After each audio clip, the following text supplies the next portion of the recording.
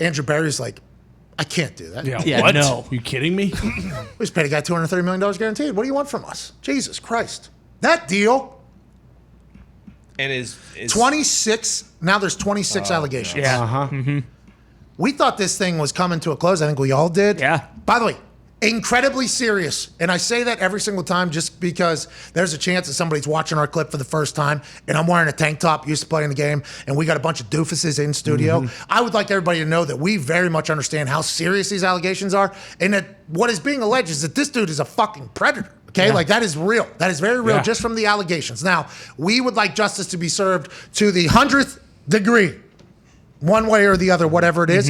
And whenever when he wasn't indicted by 2 grand juries, I think the narrative around a lot of people are like, okay, well, what does grand jury know that we don't know? And if he's not getting indicted, which we had heard that a grand jury would indict a ham sandwich because what did the ham sandwich do? We don't know. We'll find out later. So him not getting indicted, I feel like turned it in his favor a little bit more. Hey, these are allegations. This is some big rouge, massive, would have to go across the country, and now with 26 people, would have to all be on the same conspiracy to take him down.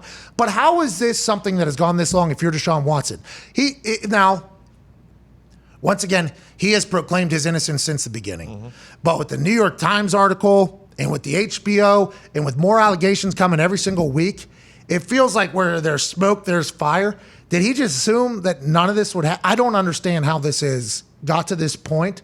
$230 million guaranteed from the Browns. It is all just kind of like a muddy situation. That's like, why is this happening? How did we get to this point in the biggest league on earth with the biggest contract in the history of the biggest league on earth with the quarterback position with a franchise that is like a legendary one that's been around a long time? None of this makes sense to me at all how we got here. And it seems like it's only getting worse by the days go on. Well, and it's even cloudier because like Rap Sheet mentioned yesterday, like we don't know what he disclosed to the Browns. So it's like, they've been very steadfast about like, hey, we're in his corner. Like, we're not voiding any guarantees. He's getting this contract. He's our quarterback. But now, like, all these new allegations are coming out. So it's like, well, was he forthright with them? Because now at this point, like, they've kind of made their bed and they have to sleep with it. Like, what if they didn't do it after 4 more allegations? Like, if it gets up to 30, well, then they'd be like, oh, okay, well, maybe we miscalculated this whole situation, because it really was. Once he showed up and he had the stuff on him, was like actually throwing in, like his red jersey and had his helmet on, it was almost like maybe he was thinking like, oh, this is over. Like, now I'm here. I'm here to play football. Like, this has all been put to rest. And I feel like that just is not the case at all. I don't get it. How'd the grand jury not do it? Yeah, exactly. Right? They heard everything, right? Yeah. How is he not put on the exemption list? Everybody that comes out is like, well, the commissioner's exemption list is actually whenever blah, blah, blah. It's like, well, I had a teammate who was accused of something, got into legal, and they put him on the exemption list the next day when he was accused of something that took place or whatever. It's like, I don't fully understand how the NFL has handled this and what's going to go, but allegedly we're going to get an answer here in the next couple of weeks. But what happens if 2 more allegations come out afterward? Right. And then it just continues to go, because the New York Times said 66 different alleged. Once again, this is all alleged. 66 different massage therapists in 17 months. That's only 17 months. This guy's been in the NFL a long time. Yeah. I just don't see how, if you're Deshaun Watson's camp, you're like, yeah, let's just keep going. Let's just keep doing this. Because now there's 26 different trials they're going to have to go to. And if any of those are made public, like, it's not going to be no. Right. Especially with the HBO thing. And now the NFL has to reopen their investigation. Like, there's more, every time. Yeah, there's more allegations now. So they have, 4 more people, because they did the 22 that it was 2 or 3 weeks ago, and now it's at 26. I had a couple Browns fans say, did you talk about Ben Roethlisberger whenever you talk? Yes. Go ahead and check us. Please. Please go check us about baloney bopping Ben and what we have said about him in the past. This is not just because it's the Browns quarterback. It's because this is the biggest contract in the NFL's history. This is going to set the standard for a lot of things. And I would assume any good agent is going to be, or any guy representing himself is going to say, this is what, he's never got a yard for the Cleveland Browns, ever. This guy's never accrued a single yard for the Cleveland Browns. The only thing he has brought is actual controversy to the Cleveland Browns now, let alone burning it down with Baker Mayfield entirely, and you paid him more guaranteed money than anybody. So Kyler Murray, Joe Burrow, Lamar Jackson are all just like, well, you're going to pay us more than what this guy got. Yeah. This guy got this. You have to pay us more. There's a new standard in this whole thing. And it's like, all for what? Because what if he does? I mean, Ian Rappaport yesterday saying, it'll be more than a fine. Whoa. No shit. Yeah. Imagine if Roger Goodell said, well, $1 million fine for his actions. There would be people rioting. God. Yeah. There would be riots and Riots. protests at the NFL offices in New York, at the Cleveland Browns Stadium every single time. But I guess that had to have been a conversation at one point for Ian to even give us an answer like, yeah, it will be more than a fine. It's like, are they trying to set the standard now? It won't be as big. And who's actually making that decision? Because they have an independent investigator that is giving her recommendation to Roger Goodell. Then Roger Goodell, I think, makes the final decision. So this is all going on to Roger Goodell's desk. Does Roger Goodell want to end up answering the same questions he had to in the past for things that he has maybe misjudged or mismanaged? It continues to get more and more complicated as the days roll on. Deshaun Watson was speaking at the mandatory minicamp for the Cleveland Browns.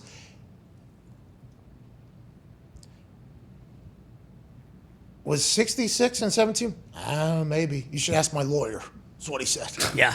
Then he said that I have said the same thing the entire time. I'm innocent. This was all consensual, even though in the past it was said that it didn't happen at all. Now it's consensual. It's like every time he speaks, his lawyer speaks, or another accusation comes, there's just more questions than answers, I think, every single time. This situation is unlike any, I think, that the NFL has ever had. Am I wrong in thinking that, AJ? I feel like maybe you might know. This is the biggest contract in the history of the NFL. Biggest contract in the history, most guaranteed money ever. Very good football player on the field. Off the field, though, this mess is very serious. It's a very serious set of allegations. And I don't think it's going anywhere anytime soon. And I don't think Deshaun cares. I don't think Deshaun cares. That's what I wanted to ask you. I didn't get to see any of it. I heard he went on, he's having a presser. And then I came up here and I didn't get to see any. What was his tone like? Who was up there with him? Like, his lawyer wasn't there, was he? No, he was alone. It's a mandatory minicamp. But when you saying that you think he doesn't care, that's what worries me. Not care. Sorry, not he obviously cares that it's happening. He mentioned how he has to take care of his mental health, but it's not like I hope this is over soon or like the truth will come out. Like it's very much like he is just understanding that this is going to linger for a long time. Yeah. And just as somebody that covers the NFL, was lucky to play in the NFL, even though their social media team. Yeah. By the way, good conversations last night. My comment did end up showing up again. Okay. Which is very nice. I appreciate everybody over there that looked into the situation. Yeah. I am still firmly in the belief that some rat bastard over there who woke up on third base and thought they hit a triple and run in social medias and they really just, have no right to be running that account.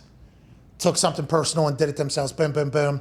And then everybody else doesn't want to have to answer that. But I could be wrong, and they said that did not happen. They said it was just some sort of glitch, and they apologized, and they were very good people to me. Okay? Good. Very, very good people. I'm very thankful for that.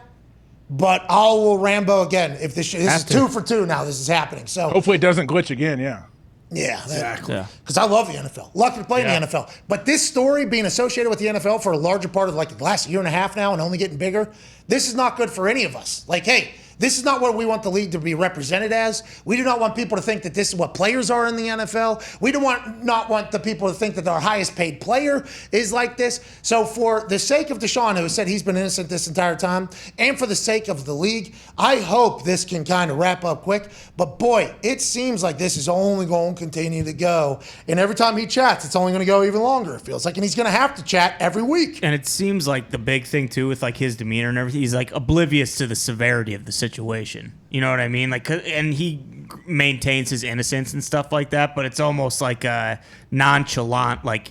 He doesn't realize how crazy and how bad this whole situation actually is. Do we think that he maybe is a grade A narcissist? Whoa!